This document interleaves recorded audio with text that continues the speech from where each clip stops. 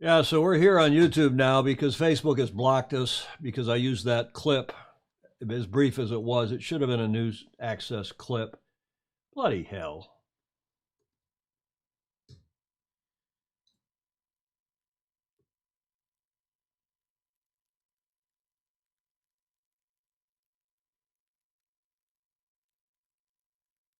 Yeah. So those of you joining us over here on Facebook, sorry, on YouTube, welcome.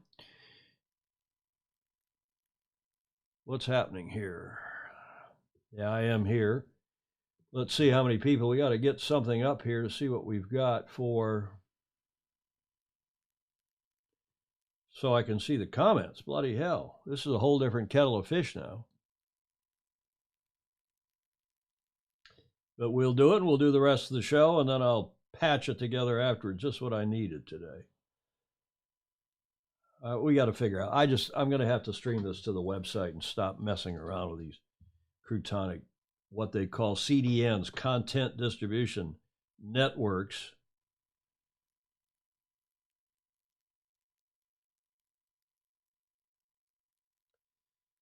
YouTube, but you all don't like YouTube because you can't comment as well.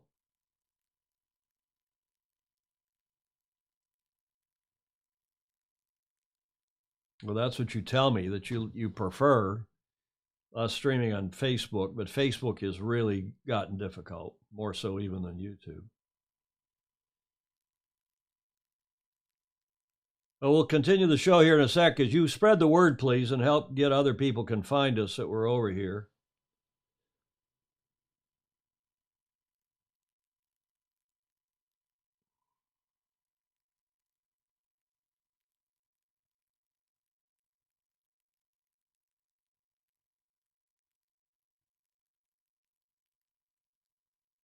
What croutonicism? Yeah, as Emmett says, you talk about it. I guess we can't talk about a you can't talk about a sailing race, or you can't talk about a football game on a sailboat show. Well, I think when I replayed that coverage, I must have gone beyond the 10-second news value, news access that is allowed. Bloody hell. It's never easy. It is never easy. And we are live. 10 are watching. Thank you for joining us. The 10 of you who have, I can see that Dogzilla Monster. Are we on YouTube now? Yes, we are. Stingray here, dang. Sorry about the auto Facebook block. Yeah. Travis M., like when you're on YouTube, know you have reasons for primary use. Baton Rouge is here. Yeah, spread the word if you can. And then we'll continue the show. Who else is on here?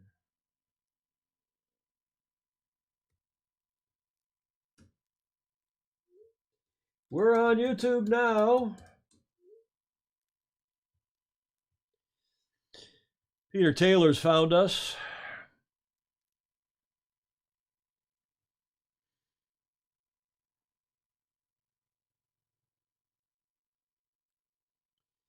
Who else? Anyone else? Well, apologies, everybody. This is absolutely croutonic. We are, we're at the pointy end of this. This is why people don't do live. They like to do they like to do YouTube videos, record, edit, and then when they're all done, they put them up. And you can even now on both YouTube and Facebook, you can pre-test your videos before you put them up to be sure there's no problems with content. Jonathan Frank has found us. Yeah, a lot of others now finding. Anybody else that wants to come along, spread the word, please. I am blocked from my Facebook pages. It's just unbelievable.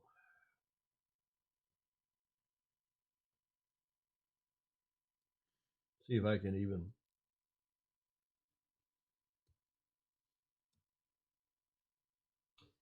Yeah, I can put it on my own Facebook page, which I've done. But if, Julie, if you can post to the SI Facebook page.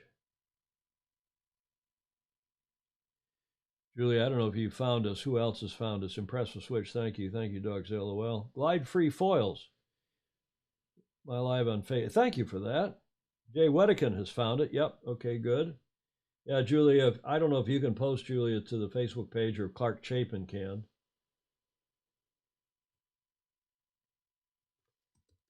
We got to sort this out once for all. This is too much. You know, we cruise along, no problem. And then this happens. And I put so much time and effort into creating one of these bloody shows for this to happen. Okay, I'm not going to wait too much longer. But it's a test. I could go test 1080p now. I wasn't intending to do this. Yeah, it is blocked from Facebook. Oh, Julia's blocked because she's an admin, so she's blocked from Facebook as well. But I posted on my personal page this link. Who's Glide Free Foils? Is that Pedro Foiling Sailor? Is that Peter Stevenson?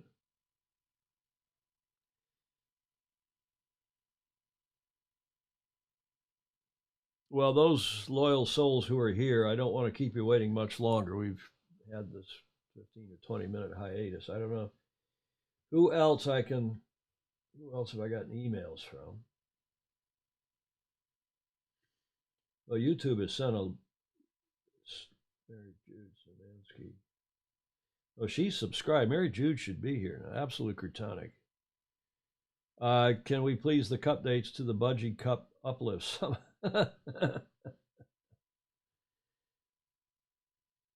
Mary Jude.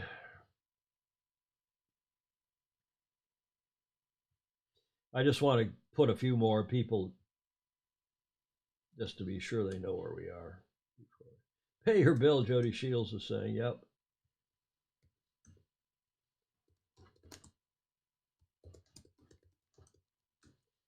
Krasimir.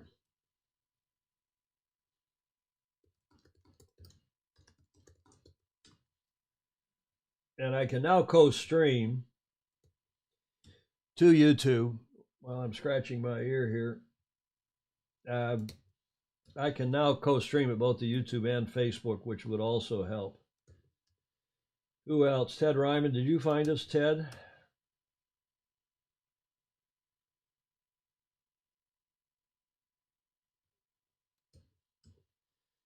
Okay, let's carry on, shall we? Mary Jude, you found us, right? Yeah, she did. McIrvin, I think, found us.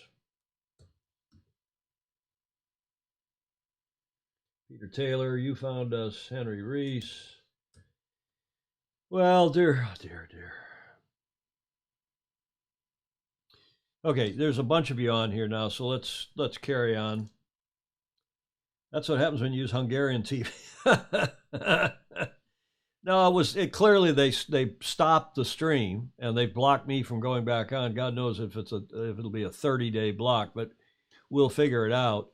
But meanwhile, let's keep going. Let's get ahead. And Bravo Zulu, as we were saying, I think the last thing we were doing, let's see here, was whoa, I don't want to do this.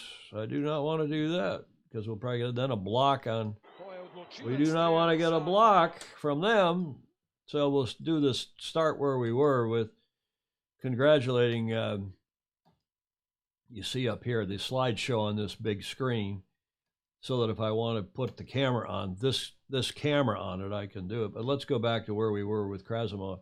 Give him the Bravo Zulu.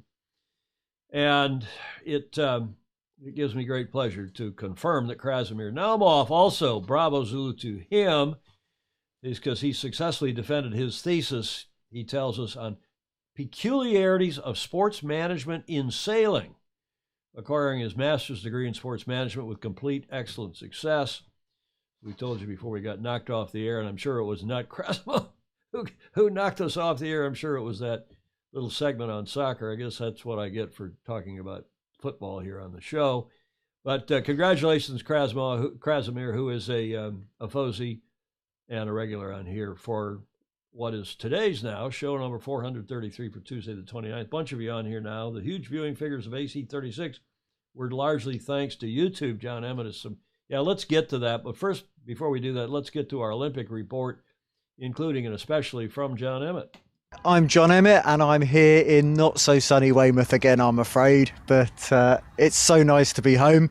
For people who didn't catch out the last Sailing Illustrated show, I would really recommend it. We had a Fosy cocktail party. I particularly enjoyed it. It was really nice to watch it with family, and I think probably a large bottle of Prosecco helped a little bit.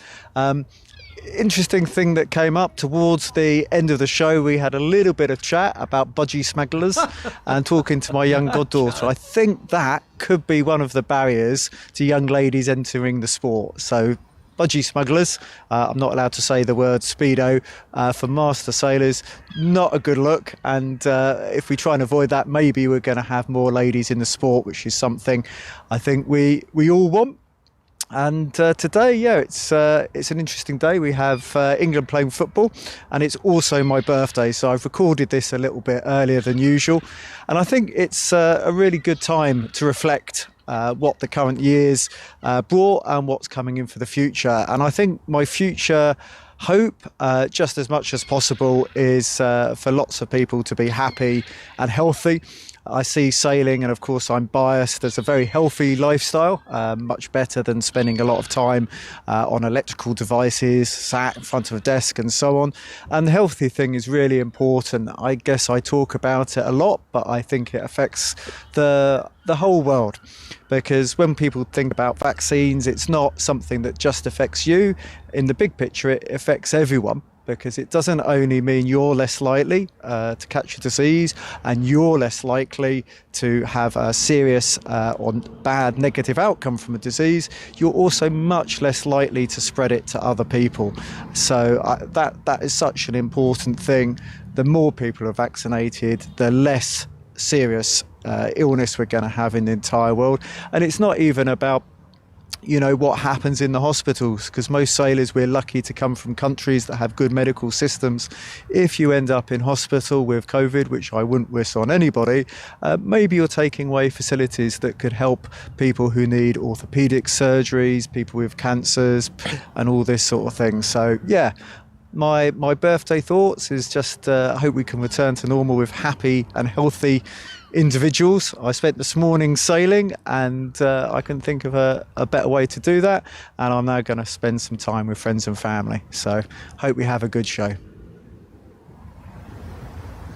Thank you, John. Well, we were having a good show till we got knocked off the air. What is that? It looks like the Gurkha. It looks like a pub. We better go there. Maybe it's one of John's favorites. Next time I'm in Weymouth, John, you got to take me there, I think. So let's skip right ahead to this day in history. As you know, it's a special day for Emmett, 29th of June, 1977. He's a young guy. Julia, you can hear me upstairs. He's a bloody young guy. Happy birthday, John. And his goddaughter, Ruth, who was on the show. John, he enjoyed that Prosecco, as did his wife and his mother. The four of them were together watching the show, the cocktail party, on Friday. And it was nice to meet goddaughter Ruth. And by the way, I don't know where John's been keeping her, because she is absolutely gorgeous. And if she's half as articulate as John and half as articulate as she is beautiful, we want her as our correspondent, or at least maybe not instead of, but at least in addition to you, John. Why don't you get Ruth on here and start sending us some reports? But by the way, Bravo Zulu also to Ruth, who has just turned 18. Bloody hell. My kid, Meg, our kid, has just turned, or is about to turn 29. 29, yeah, she's born in 92. Bravo Zulu, Ruth, if you're watching. And thank you for joining us on Friday, regardless. Bravo Zulu to you, John. But I want to just for a minute cover this budgie smuggler thing. Other than maybe in the dinghy park when you come in and take off your wetsuit or your, whatever that you're sailing in, and you're wearing a Speedo underneath that, it's not like people are walking in Speedos at the yacht club or in the yacht club bar. Is this something that women find offensive? Men in Speedos? Do men find women in bikinis offensive? Or was John talking about, some fat old man like me on the beach in Sardinia. Now that's not a pretty picture, that I get, but I didn't see what the big problem was with women running. Only prudish, Victorian, as I said to John in a text this morning, Americans and Brits. I mean, Aussies invented the Speedo. Aussies are happy to wear a Speedo around all the time. Maybe the Kiwis are a little more Victorian. Ted Ryman, how about you down in Cape Town? I mean, in anywhere in the Mediterranean. When I first moved to Europe, back at the turn of the century, in '97, and you're in Germany, which is, you go to the sports clubs and they're naked. They're co-ed naked sports clubs. And the first time you go there, or you go to a swimming pool, even in the hotel, which are naked or clothing optional, in the hotel. And the first time you go there, we got I did my California board shorts on. And they said, oh, tourist, there's obviously an American, obviously a tourist, and, no one else, everybody else is wearing, nothing. And then, so the next time you go, well, I'm not sure I'm ready for that. So you wear a Speedo. And they say, oh, are you training for the Olympics? At age 50 something. Yeah, right. So you finally just go with the flow, and you you go co-ed naked, and you go to the sports club, and you go to the spa, and you sit in the pool, and you do your thing, and then you go in the shower, and it's just naked, nude. And the Germans and the Scandinavians and the Mediterraneans and a lot of the rest of the world, maybe not so much the Asians, but certainly not the Americans, certainly not the Brits. Okay, I digress. What are your comments? We got to see your comments on all this, because that caused quite a stir the other day. I don't know if you like this commenting on Facebook or on YouTube versus Facebook. Emmett saying, on the other hand, dare I say, if some of the windsurfers, kite surfers were to wear Speedos, maybe a bit different result. I mean, look at beach volleyball in the Olympics and the skimpy outfits the women are wearing. What's wrong with that? In cheek is the perfect place for a tongue. Stingray. Tongue in cheek. Make sure your Speedos are practicing social distance. Found you again. Have you upset Zuckerberg? No, Dr. Andrew, good Dr. Andrew McIrvin. I think we ran that clip on soccer, on World Cup soccer, of the Swiss French game, and that knocked us off the air. Bloody hell. I think there is a thing called news access. You run a few seconds of it, or you run somebody's music, which I'm very careful not to do. But that wasn't even, I don't know. It was obviously the soccer thing. So they knocked us off the air, and I'm blocked. If I go to the Facebook page now, I'll show you. And Julia, she tried it herself, but if I go to the Sailing Illustrated Facebook page now and try to, let's see if I can show you here.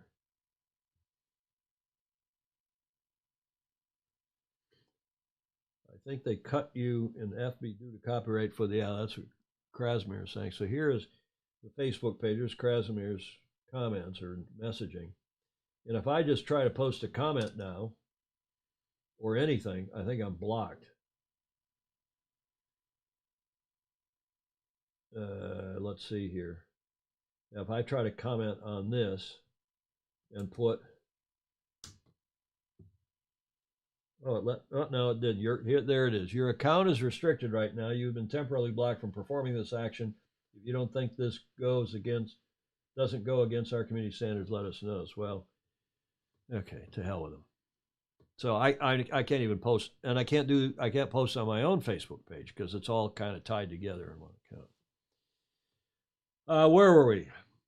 The Gurkha is all you can eat Asian food, Emmett is saying, in that Gurkha restaurant in Weymouth. We got to go there, John. Will you take us there? You have in fact, invite all the Fozy there.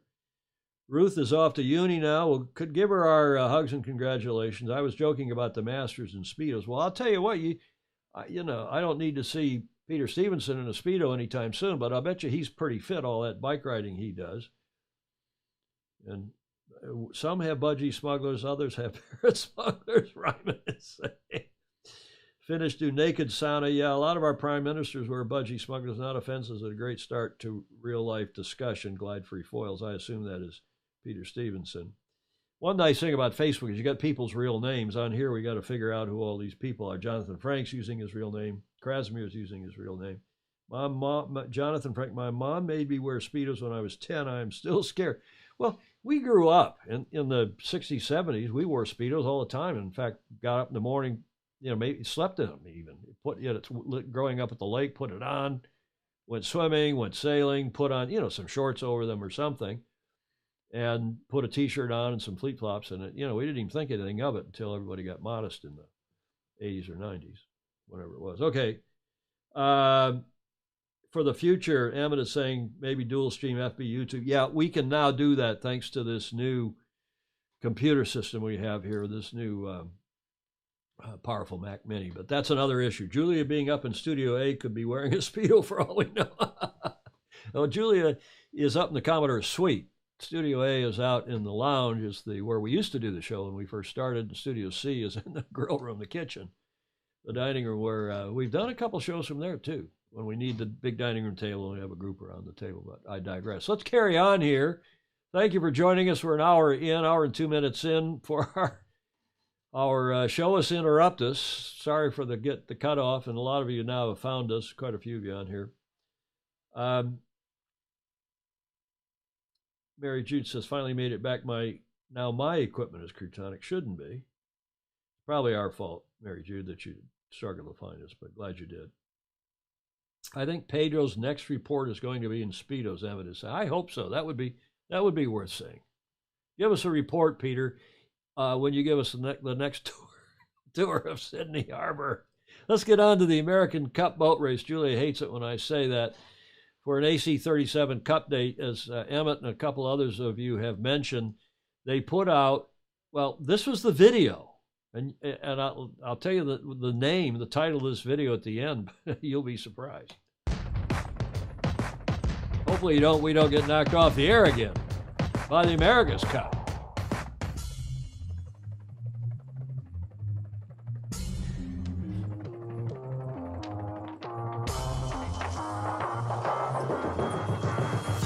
Standing back with really good pressure here.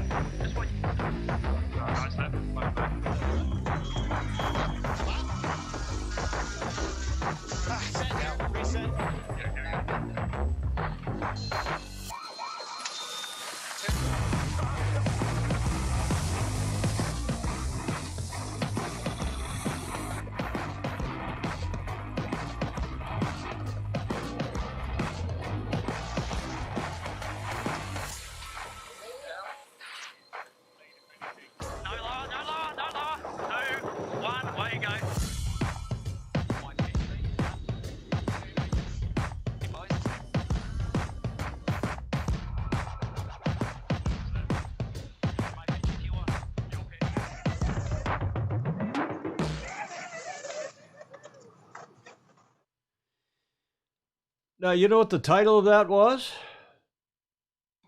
That video, and they released it just in the last 24 hours concurrent with their press release, most watched America's Cup ever.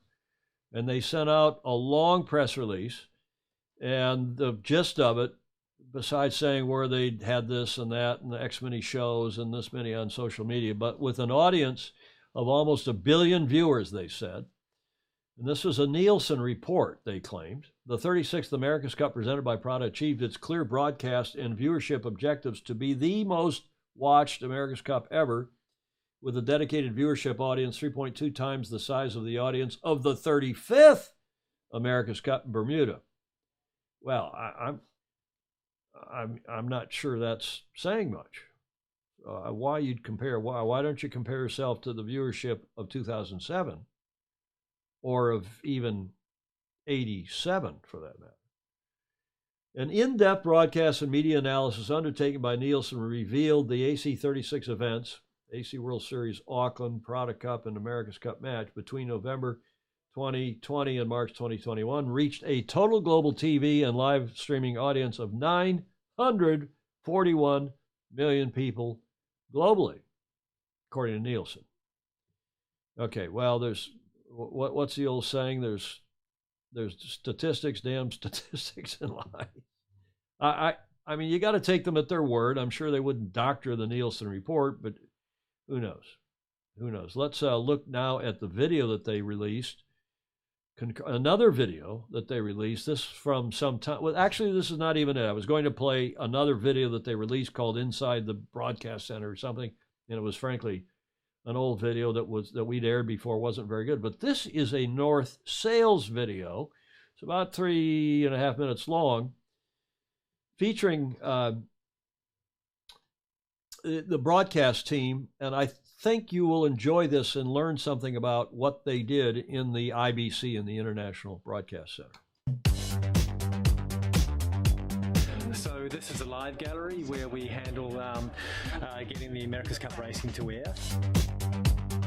Behind me here we've got the slow-mo team. Their job is to have eyes and ears across every camera feed that's coming in, and what they do is turn around any incidents and give us live replays, and they're also helping us with a whole bunch of other activities such as getting us on the air. Down this end we've got the main gallery, which is where all the live cameras come in and where we cut the show. In total we've got nearly 50 cameras involved in the coverage of the Cup this time. This is Wayne, who's directing. We have got 10 cameras on board each race yacht. So with 4 race yachts, nearly 40 onboard cameras. And then on top of that, we've got 2 helicopters, a chase boat camera on the water, and then some field of play cameras who are out there amongst the crowds, gathering all the atmosphere.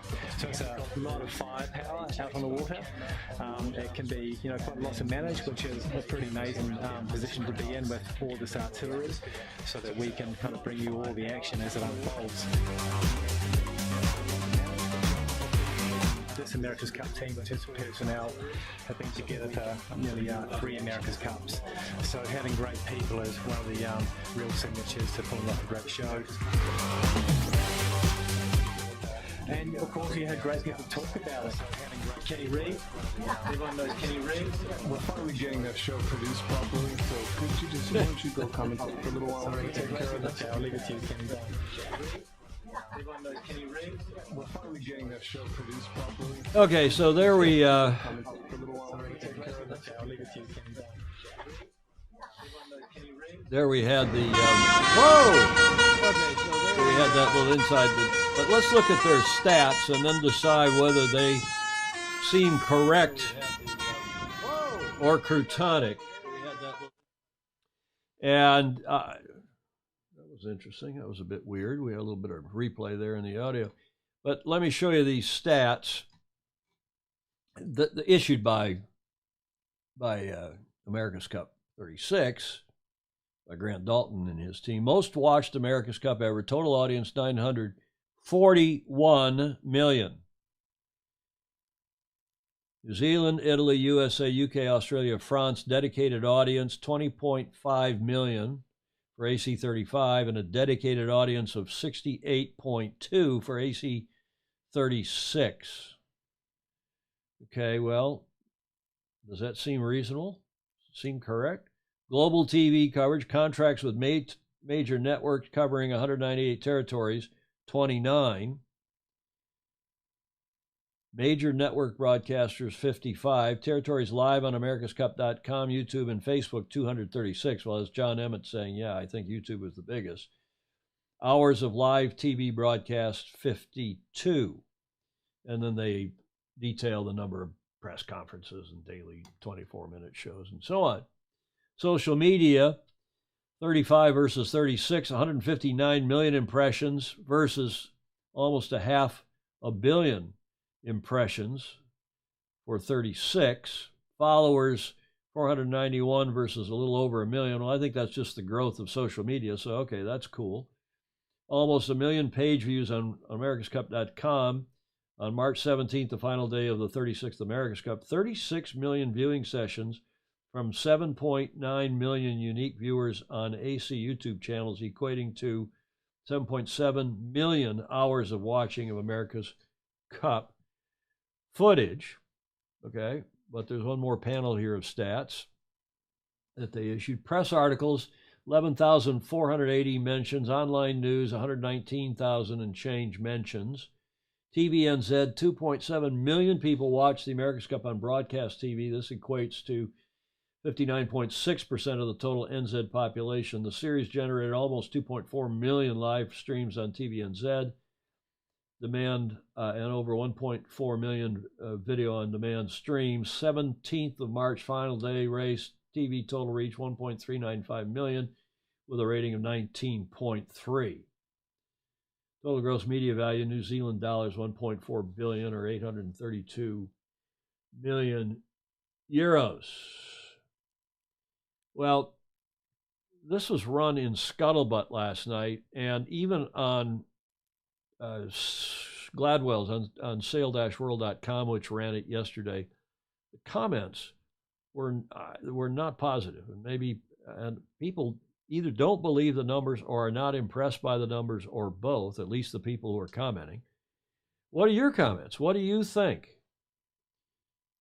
And is it fair just to compare it to 35? And what about previous cups, the big cups, 87 and 07? Was this the most watched cup? Somehow I doubt it, because you had so relatively few countries involved. You only had 4 countries: the U.S., Italy, Great Britain, and New Zealand. You'd have some uptake in Australia. You'd have some uptake in a few other countries. You think this was the most watched America's Cup ever, correct or croutonic? Let's go to the comments.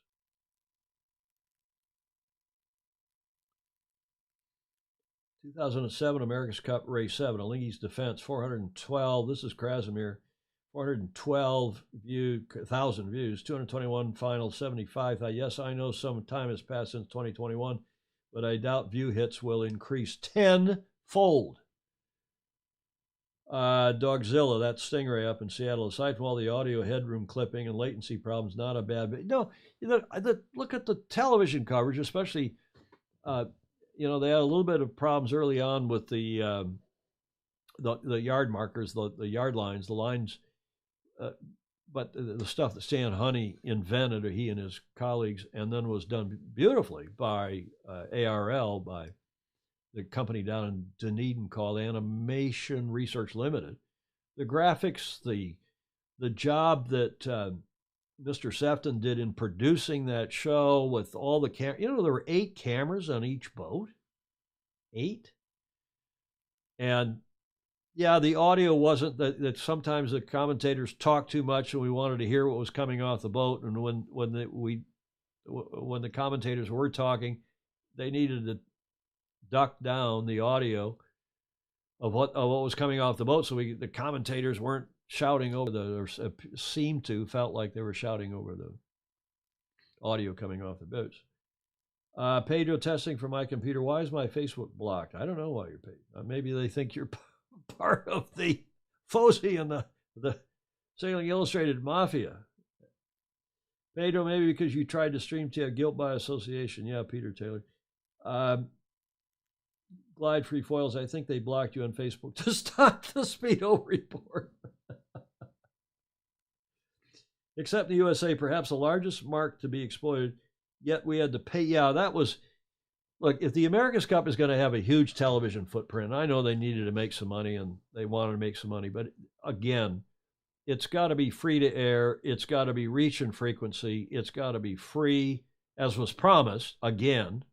But then it didn't happen here in the U.S. And Julia bought the package. She must have been one of 100 people, maybe, if that many, that bought that package for a lot of money. And the price came down and down and down. In the meantime, you could watch it.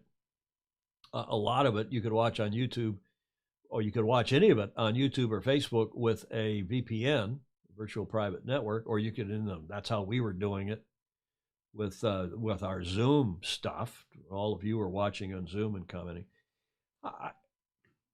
Look, it was a nice television product. I thought it was well done. You can argue about the racing and the length of the racing and the format and the courses. Let's not get into that here. Let's talk about the television. It filled a 2-hour block. That lead guy, the host commentator, was croutonic. We all know that, but he came good. He came better in the end. Kenny, Shirley, the rest of that, Nathan, were terrific when they got.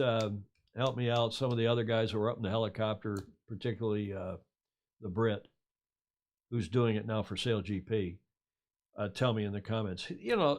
these guys were good. Kenny is particularly good. Shirley's wonderful. So Krasimir saying 800,000 KK worth of online mark. Jesus, send me 15K to refurbish a 25-foot boat back to racing. A lot of viewers from stars in the Andromeda Galaxy help boost those figures, Dogzilla is saying. That's against Stingray. It is not realistic. They need to justify the great expenses. Social media numbers will inflate numbers, Jody is saying. Yes, of course. I saw them all for free on YouTube in South Africa. It felt like everyone was watching, but it's hard to judge, Ted Ryman saying. Travis M. Who's Travis M? Travis M. People were starved for sport during COVID. Not surprised it's the most viewed. Okay, that was a good point. The reason Dalton compared it to Bermuda is because he sees enemies everywhere he looks. Well, yeah, the audio was crotonic on the vote. Yeah, we all agree. It was well-produced AC, but SailGP has it beat. Stingray saying, okay, in our days, AC more accessible with multiple platforms, broadcasting versus previous cups. We're all part of the Fozy Mafia, damn proud. Thanks, Jonathan Frank. Jonathan's been in some, he was in Maui. You know, the guy's a captain for United Airlines. By the way, United, I saw Jonathan just on the news this morning. I watched the financial news in the morning. And it looks like your airline is on the up and up. United's buying a bunch of new planes, both from Boeing, mostly from Boeing, but also from Airbus. A bunch of new planes. Mary Jude is saying, I thought overall it was a great production, most watched. NBC did not need to change. You know, even, Mary Jude, I watched the NBC thanks to, well, no, because they showed it on NBCSN, NBC Sports Network, even though it was pay-per-view on NBC something. The NBSN, they showed it live sometime on NBCSN, which, by the way, is going away. NBC in this country is doing away with their sports network and is going to this streaming platform called Peacock. Or so we hear. Yep, that SailGP series. Goodison. Thanks, Krasimir.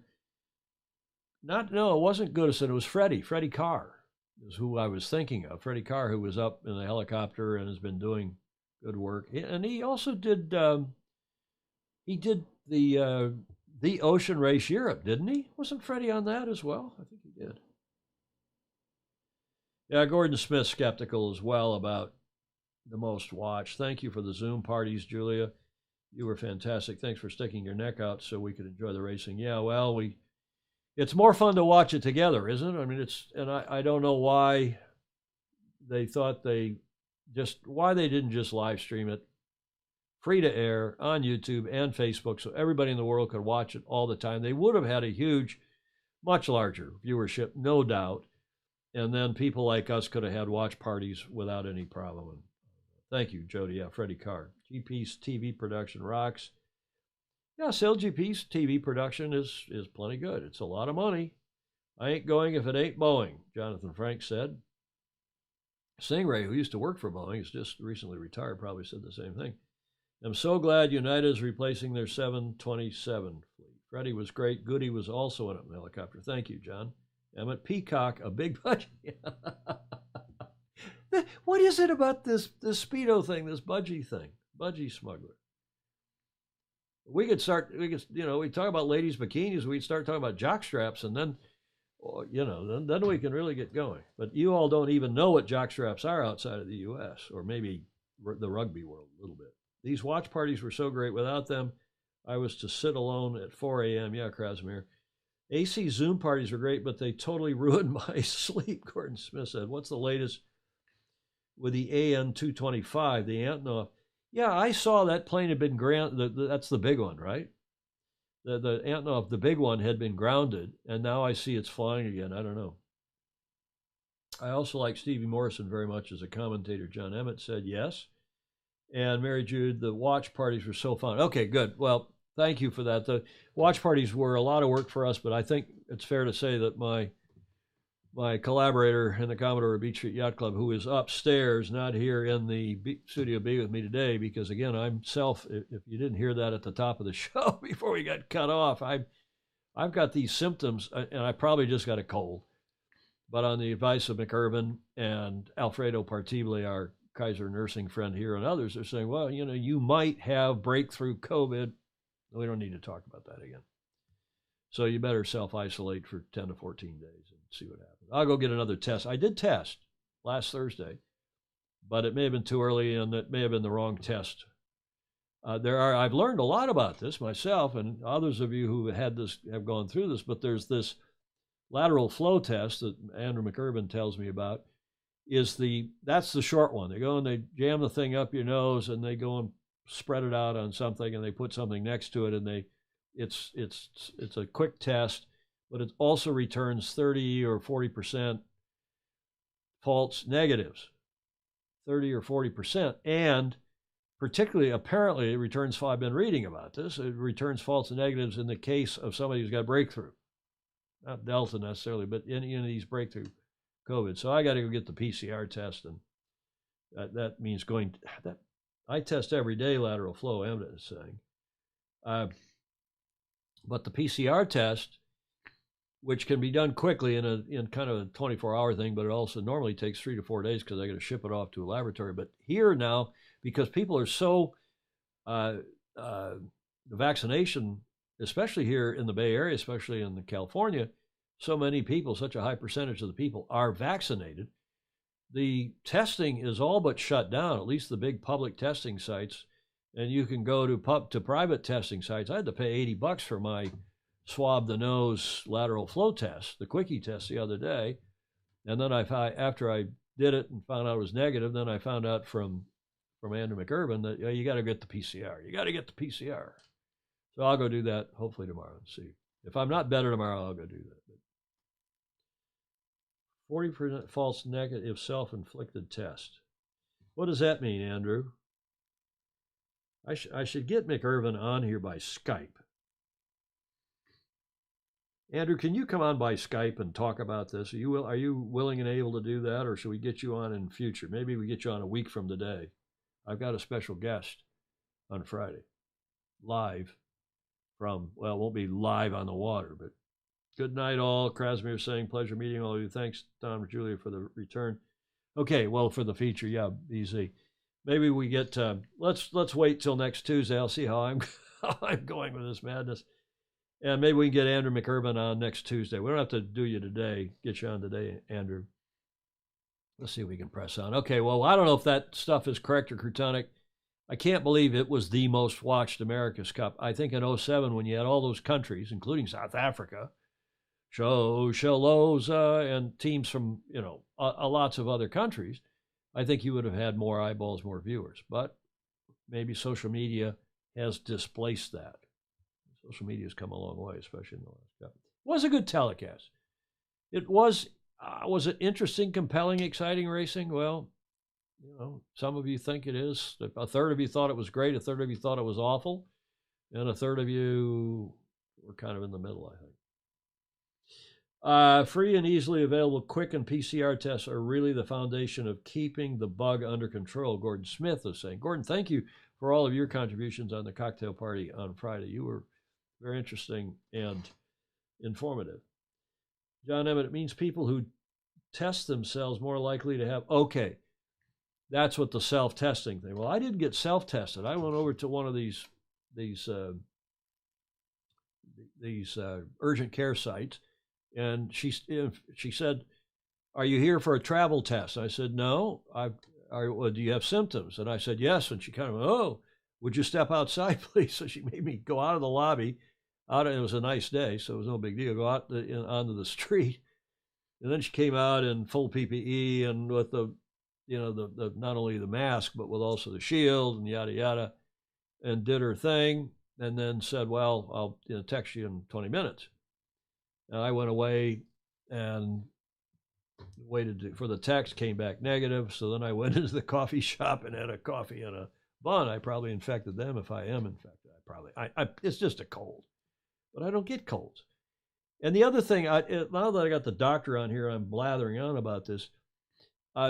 Andrew McIrvin, this headache thing, which they say is the #1 symptom of breakthrough COVID. I read that now over and over. I saw another YouTube video from a doctor this morning on that topic.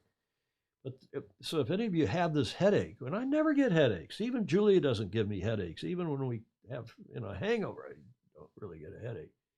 But this headache thing is strange, and as I talk about it, probably. But when I stood up this morning, the headache really smacked me hard. I wasn't going to do the show, and then got a coffee and came good. Took a couple aspirin.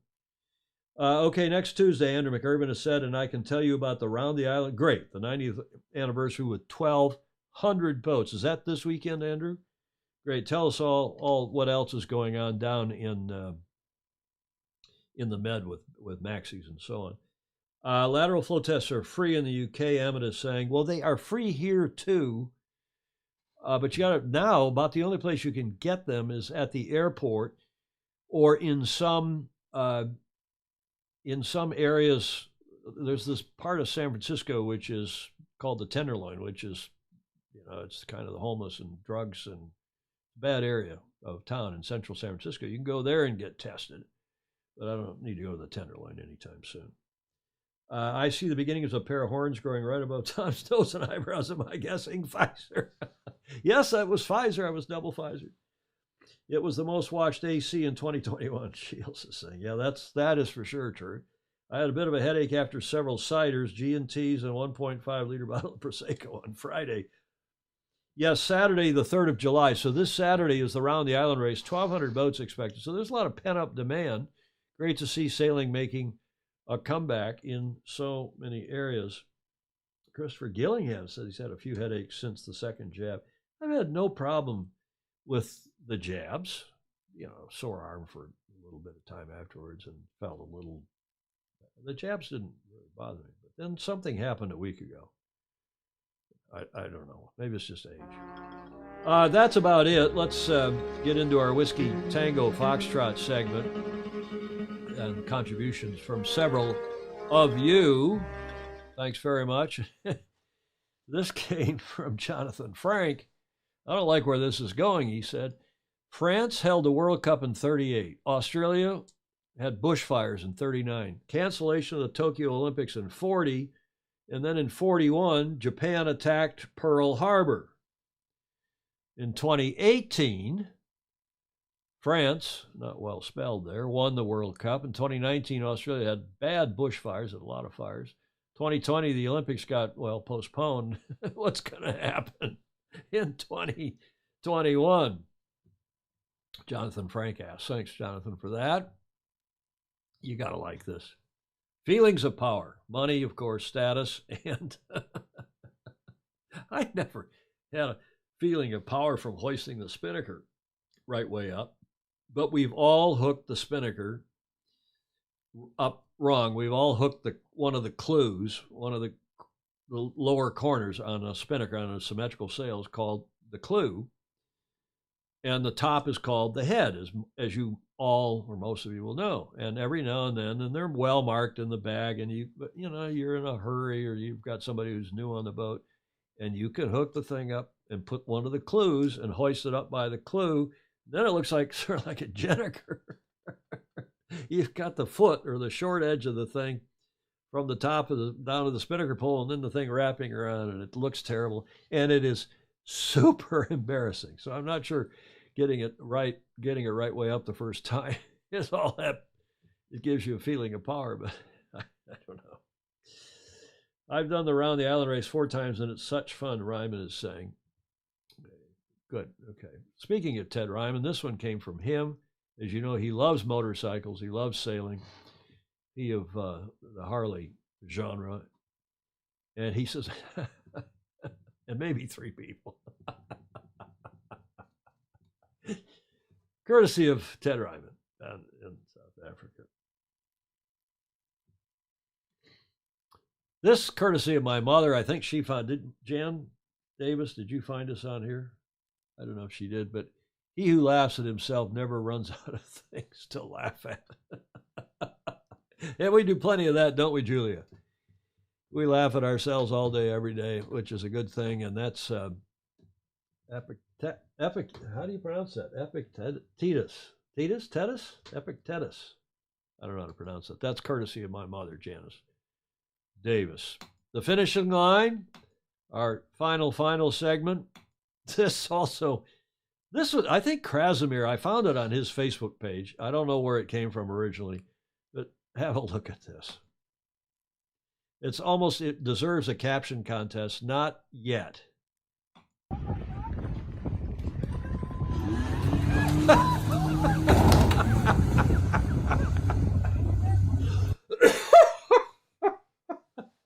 Now, I hope we don't get knocked off the air. I got to play that again.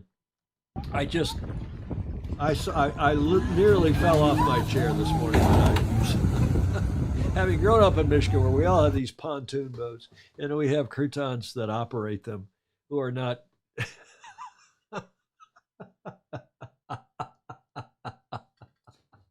That has to deserve a caption contest. No, you can read my stuff. He knows I am now starting to cough. God forbid. The head is where the budgies go to do a lateral flow test. Miss you, Julia. Jonathan Frank is saying I'm a constant source of amusement for myself. Gordon Smith is saying, power boaters. Bravo salute to the lady who nearly fell in but saved it and made it to the ground. Yeah, look at that. That is a good point. There's a gal on the dock here on the right. Forget about these two who are doing whatever they're doing.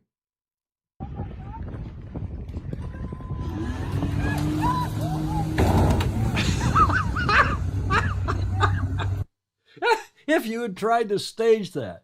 But pretty good balance, and she had the presence of mind to look and step onto the grass and not fall into the rocks below. A kiss that launched 1,000 ships. Yeah, there were some more pithy comments than that. We hope you'll like, follow, and share the show, as Julia is fond of saying. Comments welcome, too, even in replay. Somehow I'll patch this together, and I don't know where we'll be next Tuesday. We'll be on Facebook or YouTube or somewhere else. I will sooner or later get it sorted out so we can just do it on our webpage, on the Sailing Illustrated webpage, and we don't have to worry about YouTube.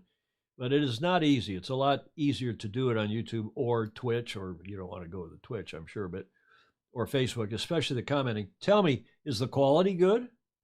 It's the same rate. We're 30 frames per second, 5,000 kilobits. So we're good, strong stream. 0 frames dropped, 0.0% frames dropped. The CPU usage on this new computer is way down, under 30%, so that's good. Audio good. The commenting, I know it's the commenting that you really don't like as much here. Yeah, we did get a recovery, but I'm sorry. I apologize, Jonathan Frank, for the. Yeah, okay, the quality seems fine. I apologize for that in the first place, but a lot of you found us, so thanks for that. I can stream and yes. The other advantage to doing it on YouTube is if it really makes any difference, we can stream at 1080p, which is HD. 720 is HD, but 1080p is network HD. We can even stream at 4K, but that's too much.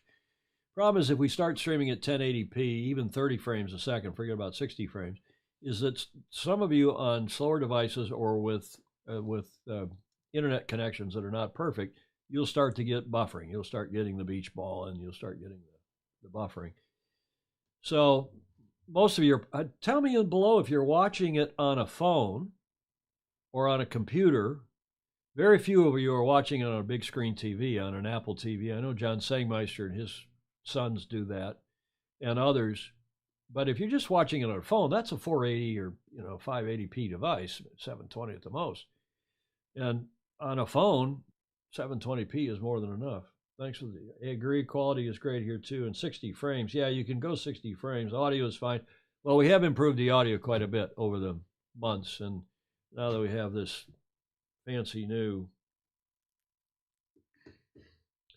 Rodecaster Pro, I tell you what, that thing's any of you who are live streamers or podcasters or thinking about becoming so, a Rodecaster Pro is a big deal. And someday we'll do a show on how this all works, because Ryman's watch is on his desktop computer. Frank Jonathan on a phone, an iPhone. Mobile experience. Travis Meyer. That's who Travis M is. Thanks, Travis, for changing your name.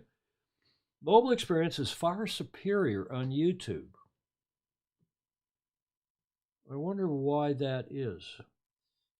Emmett, YouTube will also reduce quality all the way down to 144p, I think. Yeah, at least to 360p. Okay, well, we digress. Szymanski, Mary Jude watches it on all three, MacBook Pro, phone, and iPad.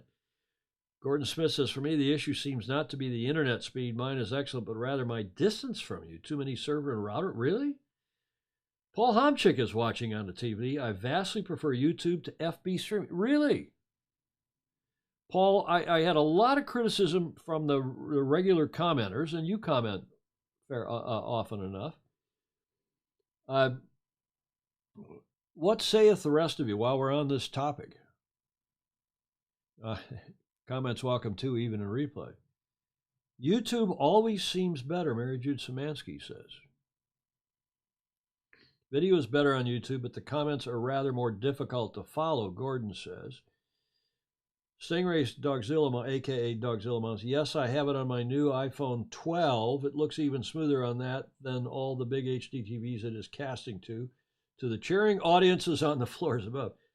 Watching it on my phone, P, does that mean prefer YouTube? Alexander, there's a new name, Kanunikov. Hello, Alexander.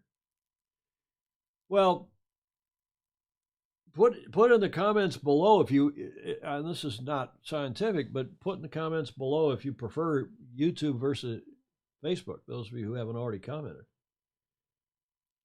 I know that Stingray, Jody, John Emmett, a number of you prefer the commenting and the threading of comments on Facebook, but I wonder if we should just move over to YouTube once and for all.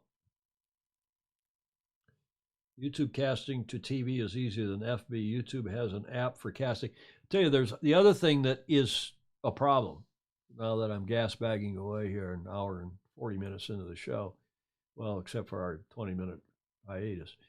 A lot of people don't like Facebook, and they don't like, it's better now than it was. When you went on, and if you weren't a member, they tried to force you to sign up or entice you to sign up, or it's a stronger word than that.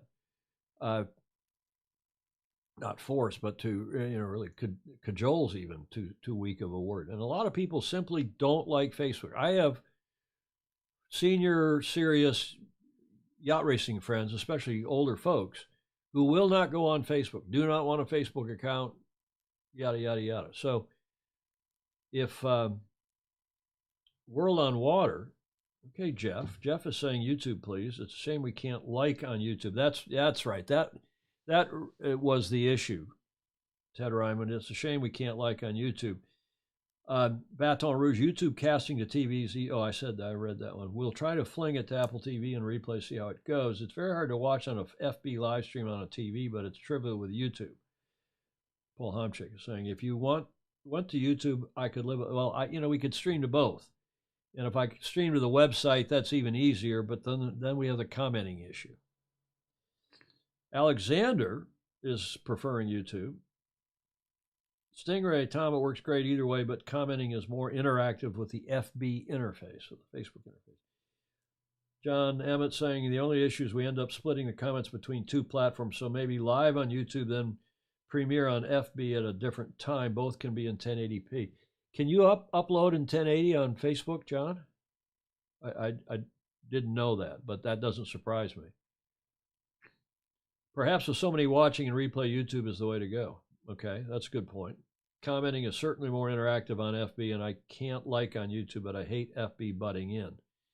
Okay, well, it sounds like a lot of you think we ought to go back to YouTube, and maybe we should just stream on both, but it does split the comments up. If you come on YouTube, unless I get one of these, pay for the money for one of these commenting, there are commenting services where they will amalgamate you send the stream to a different content distributor that then sends it on to Facebook and to YouTube and to Twitch and to tell me who, Instagram even. And then they can also amalgamate all the comments, and then I can even put the comments up on the screen, but it becomes croutonic. It becomes a bit much. Commenting is, you can upload an FB in 1080, John is saying. Isn't there a thumbs up on YouTube? Can you thumbs up right here, right now on YouTube? Somebody give us a thumbs up. See if you can. Are you not able to do this? Yeah, I can do it on the website, but you got to have, again, Gordon, you got to have a distribution platform, and streaming. You have to. Yeah, I can do it on the website, but it's expensive and it's a bit of a deal. And then the commenting is getting the commenting to work is cretonic, but it can be done. I mean, it can all be done. It sounds like YouTube might be the way to go. Julie, I hope you're taking notes upstairs in the Commodore's suite. Let's carry on with this. Do support us, please, on Patreon. Support is much appreciated. Patreon.com/join/Sailing Illustrated. And finally, on Friday, I'm pleased to report that the gentleman on the right, whom you all know, Andrew Pindar, who's with his son George Pindar in France, he's glad to have survived day one up an Alp in the wake of half man, half mountain goat George, his son. He glided up 1,000 meters of vertical in an hour 20. I followed sometime after, but suffice to say, he was back at the chalet about the same time I hit the top. Andrew will be our guest on Friday. He is he just texted me before the show. He has made it to Lake Garda. He is at Foiling Week. And we're delighted to have him there. He's going to give us a full report on Friday evening, his time. Same time, 1300. And I suspect it'll be here on YouTube because how long this blockage will last on Facebook. But even so, it sounds like we ought to be doing it on YouTube. Andrew McIrvin's given us a thumbs up. So the thumbs up does work. So you can thumb up. Nice, Andrew. Okay, and then Andrew McIrvin hopefully is going to come on next Tuesday, and we'll get the latest on this COVID and the Delta thing because it is it's a bit worrying, and I'll know more whether I got a cold or I got something more serious than that. But I think I'm okay. I'm gonna get better, and we're gonna do the show regardless on Friday. Andrew Pindar joining us from Foiling Week. I usually would say, Julia, any last minute comments? And she would always politely, she always has some comments, but she would say, no, Tom, I think we're okay. I think everything's fine. Jonathan Frank commenting is really half the fun. I'd be willing to pitch in to have comments on YouTube. Who's in? Feel better, Tom. Thanks, Peter Taylor. Well, you've got comments on here. What's wrong with this commenting? Why is this commenting? And I'm looking here at all the comments. Why, seriously, why is this commenting not as good on YouTube as it is on Facebook?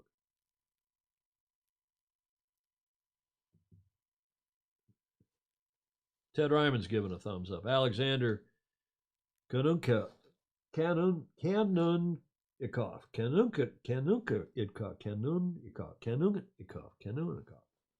Thank you, Alexander. I'll get that right. Yeah, Julia's staying awake. Hope you feel it. Yeah, I'm acetamiprid. Yeah, acetaminophen. You know, that's an interesting thing too, and I'll ask Andrew McIrvin to comment next Tuesday. And you know, the docs all like to use Tylenol, and for some people, they like Advil better. And these are I don't remember the medical names. For some reason, aspirin works better for me. Because we can't go private with each other. That's why they like, well, you can go private on here, can't you? I see, you can't DM each other. Well, we'll have to figure that out. Hi, Tom, maybe the Fox News Network, the segments about Stop the Steal are starting to need fill-ins. You can't thread comments in real time. It is not as good because I can't like and can't join a thread, Gordon Smith is saying. Well, let's see what we can figure out. Maybe somebody's got an answer to that. Emmett's pretty good at this stuff. We'll see. Thanks, everybody. Hope to see you on Friday. In the meantime, sail fast, sail safe, and have fun. Ciao. Bye.